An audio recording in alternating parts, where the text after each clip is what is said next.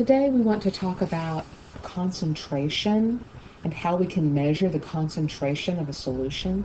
There are some vague terms that we use sometimes. For instance, if we say that we have a concentrated solution refers to a solution that has a relatively large amount of solute in it. A dilute solution, on the other hand, contains a relatively small amount of solute in it. But those terms are so vague that we can't do any kind of calculations or anything with solutions that are simply referred to as being concentrated or dilute. So what somebody very brilliantly came up with was the idea of molarity. Molarity, which has a symbol of a capital M with a line under it, is the number of moles of a solute dissolved to make 1 liter of solution. You have seen in the past in the lab we've dealt with solutions, for instance, that might say 6M with a line under it HCl, or 0.1 M with a line under it AgNO3. Those values are simply telling you that you have 6 moles of HCl for every liter of solution, or 0.1 moles of AgNO3 dissolved for every 1 liter of solution. So the equation can be written in this form. Molarity is equal to the number of moles of solute divided by the number of liters of solution. Or since moles is the mass of a solution, or excuse me, the mass of a substance divided by its molar mass, we can rewrite the equation to include that. The fact that the molarity of a solution can be the mass of the solute divided by its molar mass, and that quantity divided by the number of liters of solution. So it just depends on whether you're dealing with moles of solute in the problem or the mass of the solute. If you're dealing with moles of solute, then you're going to use this equation. If it gives you the mass or asks for the mass of the solute, then you're going to use this equation just to make it a little bit easier. So in this example, this first one, it says we have 2.5 moles of glucose added to water to form 1.5 liters of solution. And it's asking us to find the molarity. So 1.5 liters of solution, 2.5 moles of glucose. So it looks like we're dealing with the moles of the solute, so we can simply use the equation that molarity is the number of moles of the solute divided by the number of liters of the solution. And in this case, we have 2.5 moles of glucose, and we have 1.5 liters of solution. That gives us a molarity of, to 2 sig figs, 1.7 moles per liter, and when we report this, we're going to write moles per liter as molarity, 1.7 molar glucose.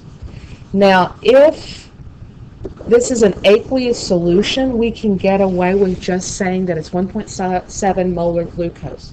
If it were any other solvent, we would have to specify. For instance, if this were for some reason glucose dissolved in alcohol, we would have to say 1.7 molar glucose in alcohol. But as long as it's water, an aqueous solution, it's assumed to be that type of solution. So the next one says that we have a saline solution that contains 0.90 grams of NaCl per 110.00 milliliters of solution. What is the molarity? Well, this time it gives us the mass of the solute, so we're going to need to use our molarity equals mass over molar mass over liters of solution. And notice how I've made all my M's different. Molarity is capital M with a line under it, mass is a small m, and molar mass is the capitalized, kind of italicized M. So many M's in one equation, we've got to keep them separate from each other in how we write them. So this is the equation. We're looking for the molarity. Molarity is equal to the mass, and it gives us the mass of sodium chloride as 0.90 grams. And we're going to divide that by the molar mass. If we add up 22.99 for sodium, and 35.45 for chlorine, we get a molar mass equal to 58.44 grams per mole. So that's what's going to go in down here for our molar mass. We're going to divide that by 58.44 grams per mole. And then that quantity is going to be divided by the liters of solution. If we've got 110 milliliters of solution, remember rule of 3, that tells us that we've got 0.1100 liters of solution. So 0.1100 liters of our solution. When we plug that in our calculator, we're going to plug it in exactly like it reads, 0.90 divided by 58.44 divided by 0.1100, and 2 sig figs based on our 0.90, that's our least number of sig figs. So we end up with 0.14 molar NaCl. But make sure that we change this to scientific notation. Remember, the decimals got to go here. So if we move the decimal to that position, we end up with 1.4 times 10 to the, and this it started out a small number, less than 1, so it's going to be -1. We moved it one place, the decimal one place, molar NaCl. It's going to be our answer.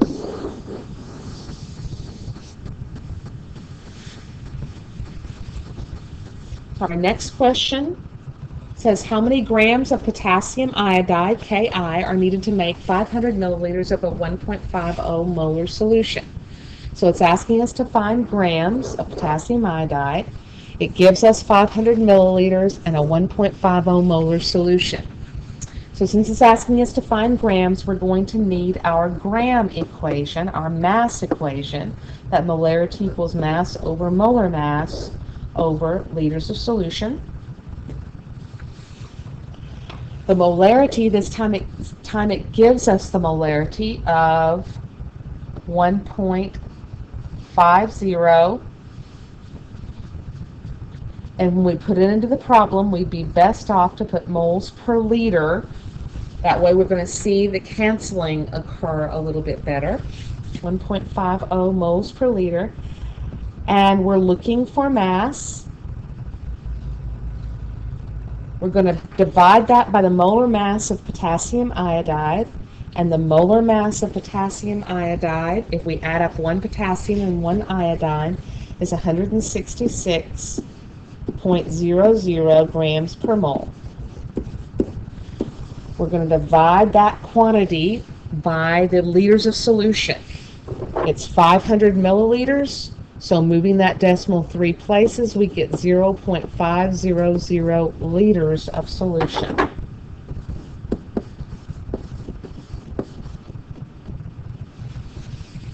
So now we're solving for molarity. Excuse me, I'm sorry, we're solving for mass. So we need to get rid of both the 166 grams per mole and the 0.50 liters.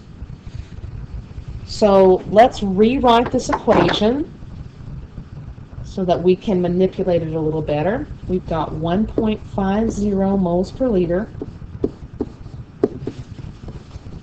equals the mass over 166.00 grams per mole over the 0.500 liters. What I need to do first of all is to multiply both sides by 0.500 liters.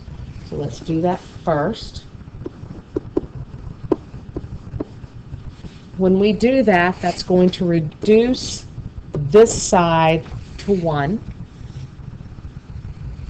So now we've got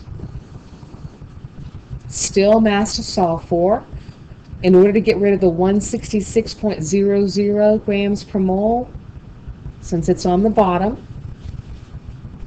We're going to need to once again multiply both sides by 166.00 grams per mole.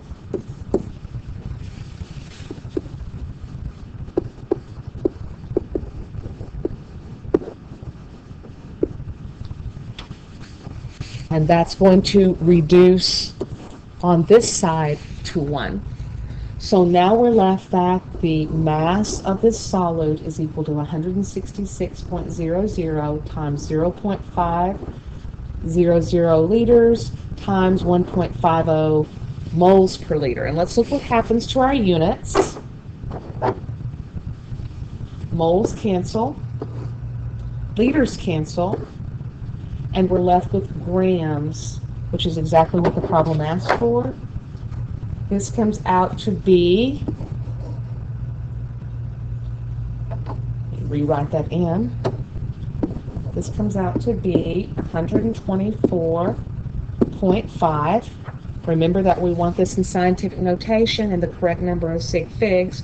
First of all, it looks like both our 0.500 and our 1.50 have 3 sig figs. So let's change the scientific notation and then move it to 3 sig figs. Our decimal needs to go here.